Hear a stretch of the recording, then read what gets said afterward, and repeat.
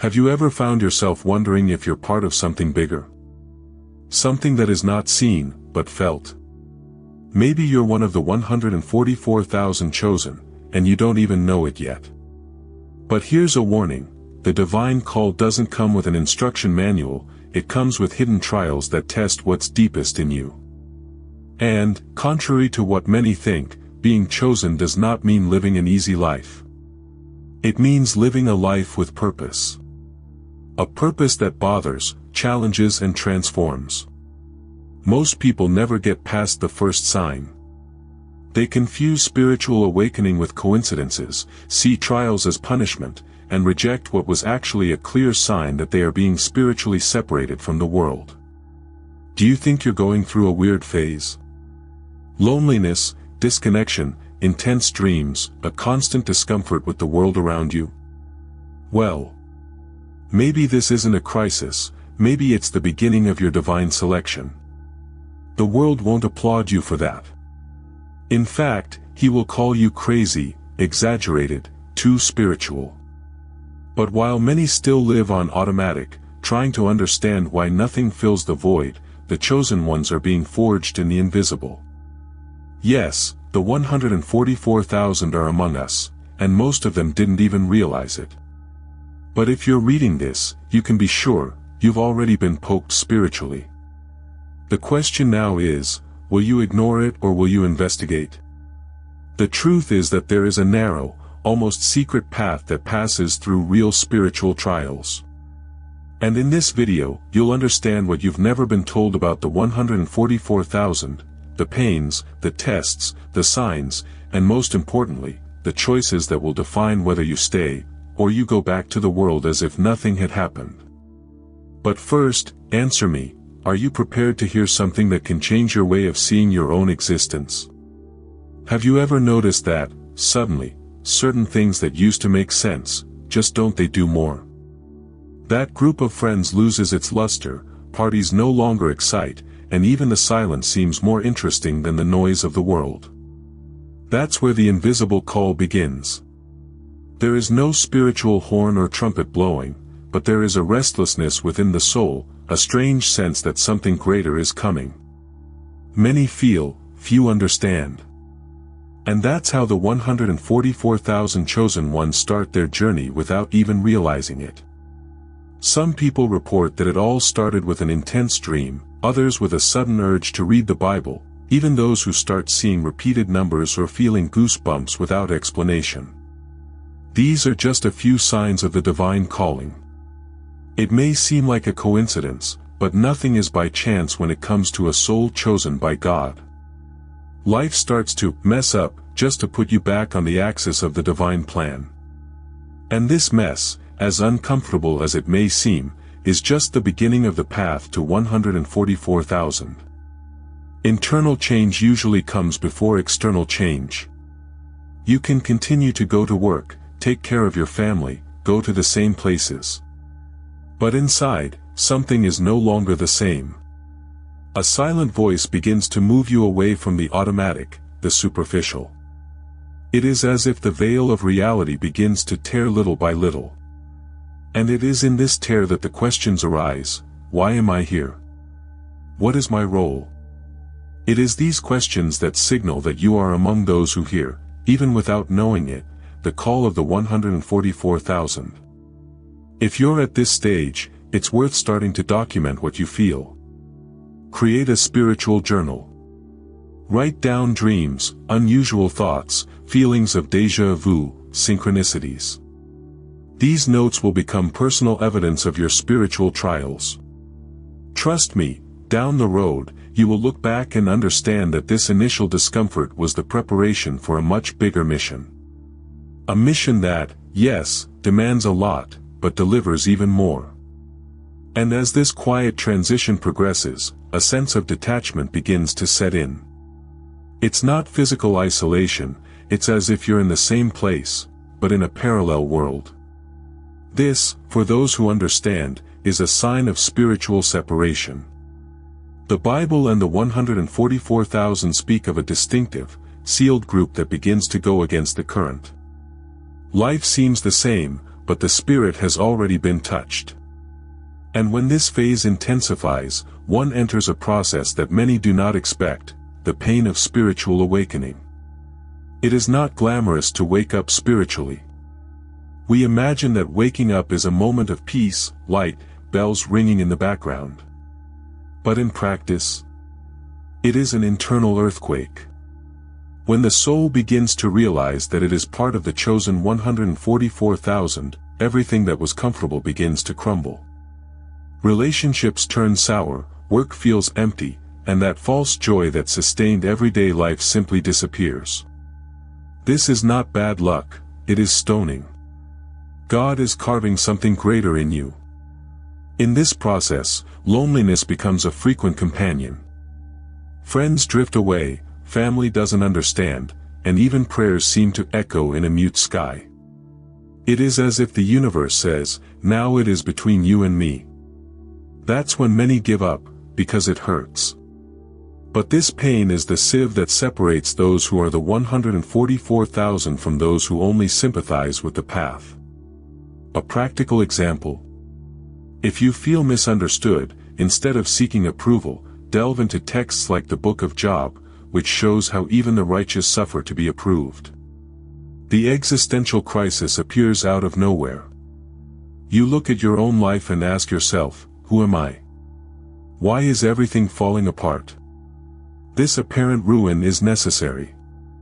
How to build a temple on top of emotional ruins? The old needs to fall to make room for the new.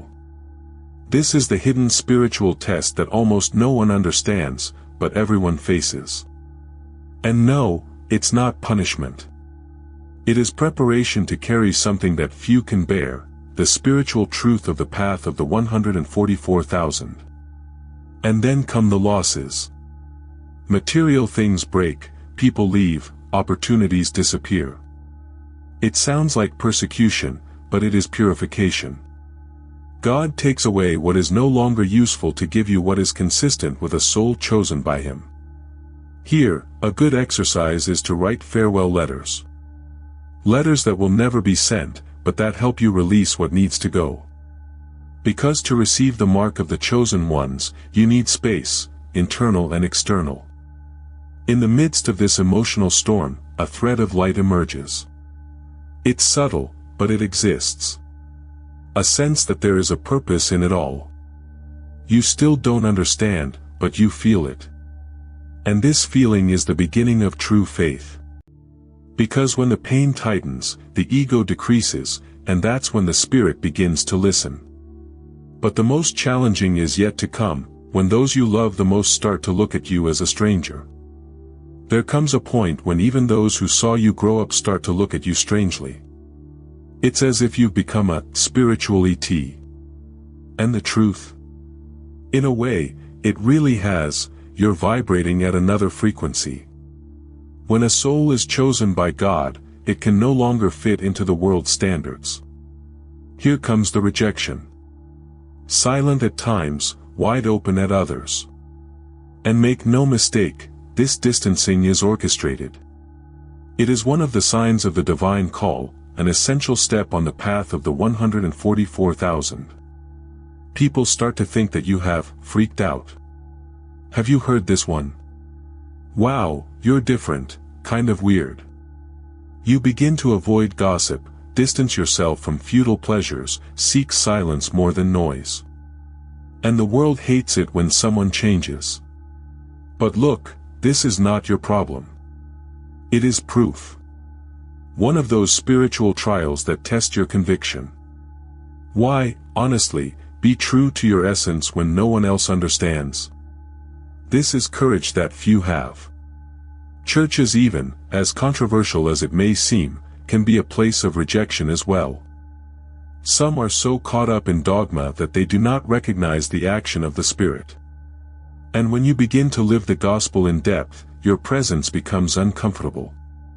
Have you ever seen someone who starts to pray more, seek more, and suddenly becomes the fanatic? That's that. But at this point, it is worth remembering, the 144,000 chosen were not made to please, they were made to fulfill.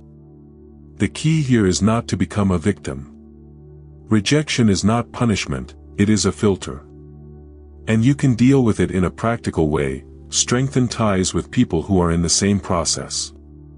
Join mature spiritual groups, read authors like Watchman Nee, W. Tozer, or even listen to messages of the kind that speak to the soul and not just the ear.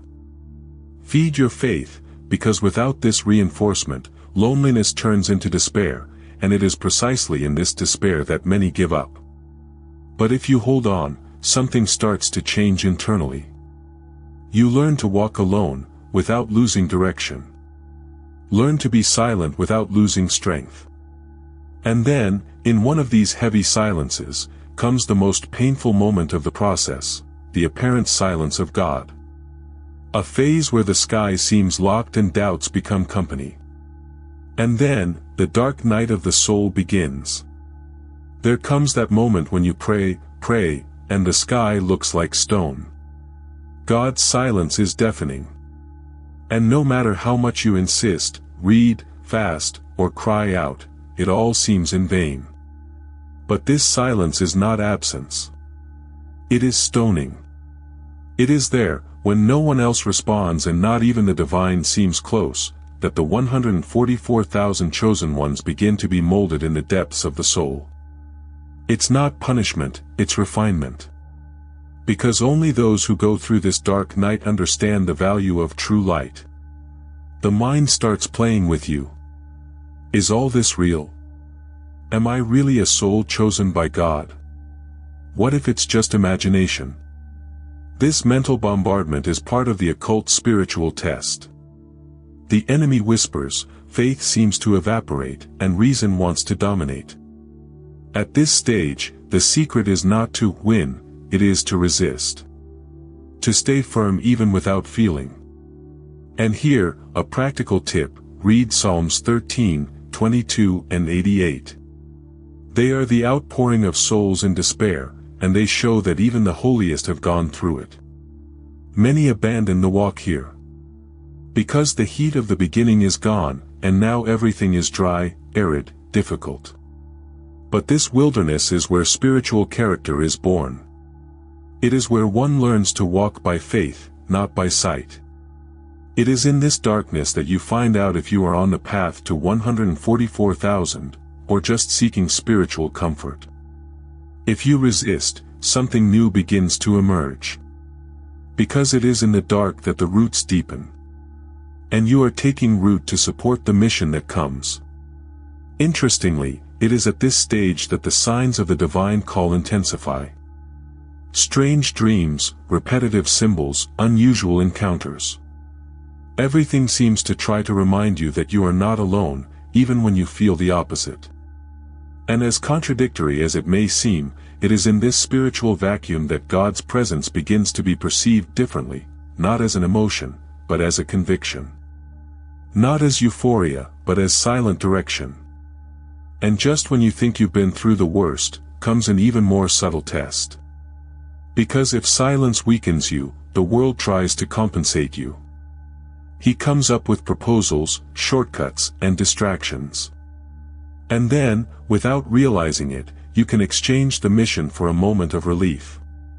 Because the next test is exactly that, temptation and illusion. After the pain comes, temptation. And not the one in a movie, with villains and devilish laughter. It is something more subtle, elegant, even comfortable. The world begins to offer you shortcuts disguised as blessings, a tempting professional opportunity, a relationship full of chemistry but void of purpose, promises of fame or recognition. It seems like a prize, but it's a test. Because the 144,000 chosen are tested where they want it most. And desire, if it is not purified, becomes a trap. Have you ever seen someone abandon a deep spiritual journey for the sake of a relationship? Or quit the mission for an easier life? That's that. It is not rare. The ego loves a pain-sparing shortcut. But beware, not all that glitters is lighting. These moments of temptation are part of the occult spiritual test. They show you if you want the truth, or just what it can give you. Here, it is worth remembering what Jesus faced in the desert. Satan offered everything, but on one condition: to abandon his essence. A practical example. Someone who has begun to awaken spiritually and is offered something that contradicts their values. Sounds silly. But this kind of dilemma defines whether the brand of the chosen ones will take hold, or be erased. At this time, maintaining vigilance is vital. Meditate, fast, and connect with people who remind you of who you are. Read texts like The Imitation of Christ by Thomas de Kempis. It speaks directly to the soul struggling against the deceptive glare of the world. It's curious how shortcuts come just when you're most vulnerable. And sometimes they come disguised as answers to prayer. Therefore, discernment is the watchword. If something takes you away from your essence, no matter how beautiful it may seem, it is an illusion. The 144,000 are not seduced by gold, but guided by purpose. And this purpose is simple, but it requires everything. You can't walk with one foot in the world and the other in the mission.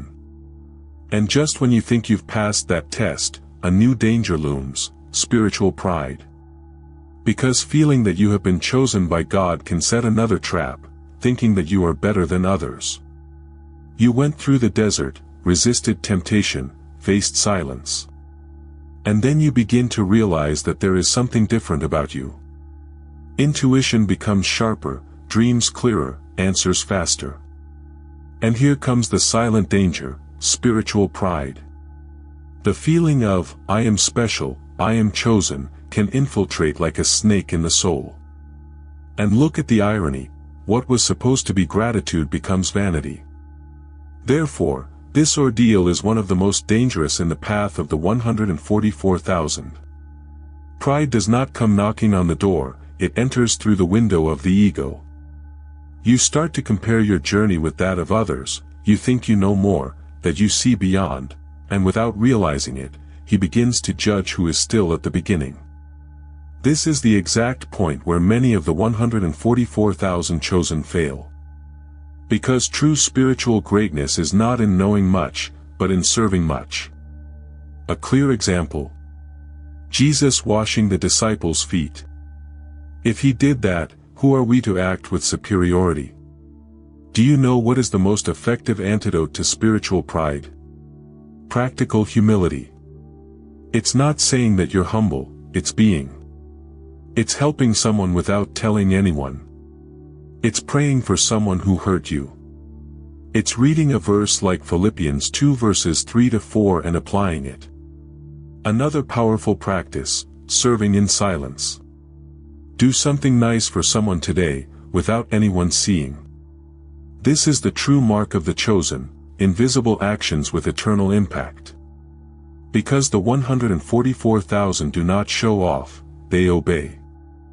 It is at this stage that many get lost, becoming gurus of themselves. They begin to sell formulas, to position themselves as God's exclusive spokesman. But remember, if your light dazzles others, it may not be light, but a spotlight. The path of the 144,000 requires simplicity. Because the higher you climb, the quieter it should become. The more you know, the more you realize you know little. And that's not weakness, it's spiritual maturity. And when the ego finally gives in, you start to feel the attacks that come from where you least expect it. Strange nightmares, inexplicable tiredness, oppression in the middle of the night. It is the invisible guardians who manifest themselves. Because those who are on the path of truth become the target of lies. It is not paranoia, nor superstition. Those who are on the path of 144,000 begin to attract spiritual attention, of good and evil. When a soul is chosen by God and begins to awaken, it becomes a threat to the invisible systems that control the world. And then the attacks come. At night, in dreams, in the fatigue that does not go away, in the mind that is suddenly filled with thoughts that are not even yours. This is all part of the spiritual trials that test your steadfastness. It's not madness, it's war. Many people begin to report intense nightmares, feelings of being watched, sleep paralysis, or even hearing voices in the dark.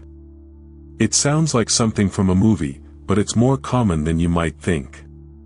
This does not mean that you are being defeated, but that you are being noticed. A practical tip: pray before bed, read Psalms 91 and 27, and anoint your room with consecrated oil. This is not ritualism, it is a strategy of spiritual protection. The 144,000 are not spared, they are prepared. These attacks often come in the form of exhaustion. You wake up more tired than you went to sleep, you feel a weight in the air, you start to lose focus. This isn't just stress, it's spiritual drainage. That is why rest must be sacred. Create a spiritual hygiene routine, reduce consumption of toxic content, avoid empty conversations before bed, and listen to praise or spiritual meditations. You're in hostile territory, and you need to be spiritually armed. And there's more, some oppressions come from people. Yes, there are people who carry more than heavy words. Do you walk into an environment and feel something strange? It may be a sign of invisible war. Therefore, cultivate discernment. The 144,000 have high sensitivity, and this is a gift, but also responsibility. Learn to get out of where it robs you of peace. It's not weakness, it's wisdom. Remember, Jesus ran away from environments where they knew his name, but did not want his presence. And as that sensitivity grows, you're sent, or pushed, into increasingly difficult environments. Dark places, complicated people, heavy realities. Because your mission is not to live isolated in a bubble of light, but to be light where darkness still dominates. When a soul is chosen by God, it is not sent to comfortable places. Quite the opposite. Being part of the 144,000 chosen often means being placed right in the middle of chaos. It is there, in spiritually dense environments, that you need to shine, even when everything around you tries to extinguish that light. And it's no wonder. You are strategically positioned. Because the place where you are today, as difficult as it may seem, is part of your mission. Complicated people will cross your path, toxic colleagues, relatives who mock your faith, friends who don't respect your boundaries. And do you know why? Because you're being trained. God is teaching you to love those who don't understand you, to forgive those who didn't ask you for forgiveness, and to keep your faith even when everything tries to make you back down. It is like being on an invisible battlefield, where its light bothers those who are used to darkness. And here's a practical tip: turn each room into an altar. This does not mean preaching or pushing verses. It means being present with purpose. Arrive at a place and pray silently, wish peace to those who are there, bless with your eyes. Read the book, The Secret of Inner Peace, by Jacques Philippe. It teaches you to maintain serenity even when everything outside you screams. Remember, the 144,000 don't make noise, they transform the environment. It is in this daily contact with the spiritual weight of others that you begin to notice certain things out of the ordinary. Different bodily sensations, goosebumps without cause, presentiments that are confirmed. The energy around you responds to what is awakening in you. And this connection between body and spirit begins to manifest itself more clearly. It's not superstition, it's the spiritual body beginning to show signs. And when these manifestations intensify, you may even think you're going crazy. But calm down, it's just another step in the process. Because when the spiritual body awakens, it speaks. And he speaks loudly. Goosebumps, visions, tingling, lucid dreams. Everything begins to communicate. And that's where we get into the body codes. There comes a time when the body begins to speak what the soul has known for a long time. Goosebumps for no reason, heat that comes out of nowhere, tingling in specific parts. All of these may seem strange at first glance, but they are body codes. It is as if the spirit, tired of being ignored, begins to express itself in other ways. For the 144,000 chosen, these signals are nothing new, they are confirmations that something much bigger is afoot. Some people report feelings of heaviness in the shoulders, pressure on the forehead, tremors during prayers, or even marks that appear and disappear without explanation. We are not talking about magic, but about spiritual activation. The spiritual body is awakening, and it uses the physical as a bridge of communication. If you're feeling this, start observing the patterns. Write down the time, what you were thinking, who you were with. It can all be part of an occult spiritual test. And then come the visions. Not necessarily cinematographic images, but flashes, symbols, words, even faces. Sometimes during prayer, other times right when you wake up. The problem is that, without understanding, many people ignore or get scared. But the 144,000 cannot afford that luxury. If you want to discern, study books like Watchman Nace, The Spirit World, or listen to sermons on spiritual gifts. Your body has become a receptor, now it's time to learn how to decipher the signals. These codes also appear at specific times, when you enter certain places, when you are in front of certain people, or even when listening to certain music. The heart races, a lump in the throat comes, an inexplicable peace, or a silent alert. All of this is your spiritual system saying, "Here yes," or "Run away now." It's a compass. But like any compass, you need to learn how to interpret it. The signs of the divine call do not always come with a legend. And when all these signs intensify, a new crossroads arises. You begin to realize that you can no longer live in the almost. Either you commit to the mission, or you go back to the old life. And this choice, although silent, defines what will come. Because the last test is not visible, it happens within you. Everything begins to taper. The life you led before no longer fits, but the new one still demands too much. And then you find yourself in an internal dilemma, to continue carrying the cross, or drop everything and go back to the comfort zone. That is the ultimate test. There are no fireworks, no warning, just a silence that seems to ask, are you ready to live as one of the 144,000 chosen, or will you pretend you didn't hear the call? It is at this crossroads that many decide between mission and routine. The old life calls you with promises of comfort. Those invitations that you had already refused, the friendships that come back as if nothing had happened, the old desires knocking on the door. It seems like a coincidence, but it is a trap. The world offers exactly what you thought you wanted, just to see if you still want it. This is the silent test that separates those who have truly understood the signs of the divine call, of those who were only enchanted by the idea of being different. At this time, many souls chosen by God come into conflict. The heart wants mission, but the mind still fears loss. And that's where true faith comes into play. Faith is to follow, even trembling. Faith is saying yes without knowing the next step. And here's something practical: write a letter to yourself, explaining why you started this journey. Read this letter every time you want to give up. Sometimes, you just need to remember who you were when you started so you don't get lost now. You might even think, is it all worth it? But look around.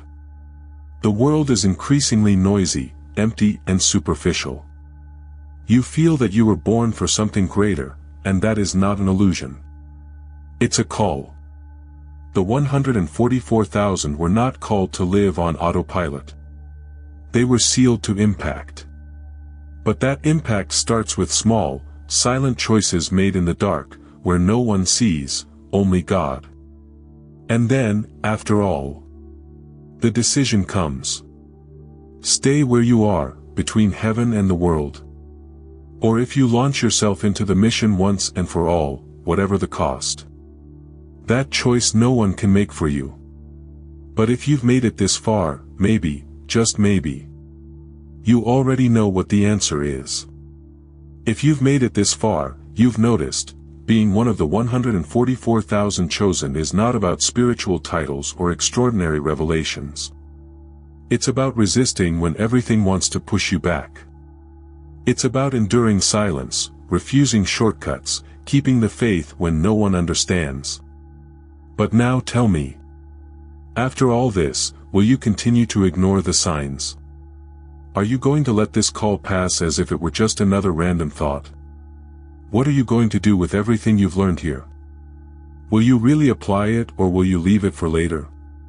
Because, after, is the preferred disguise of spiritual procrastination. Get started today. Do a conscious fast. Write down your spiritual experiences. Pray more deeply. Stay away from what robs you of energy. And above all, share this content with those who need to wake up too. Do you feel like you've been separated? That something in you no longer fits into this world? So don't sabotage yourself. You didn't come here to live an ordinary life. Your soul knows it. All that remains is for your attitude to confirm. And then, it will remain where it is, or will you decide to live what God has really prepared for you? Comment below what marked you the most. What trial are you facing right now? And more, do you believe that you can really be among the 144,000? I want to read what you have to say. Oh, and of course, if this content touched you in any way, subscribe to the channel, activate the bell, and stay with us on this journey. Because this here, it's just the beginning.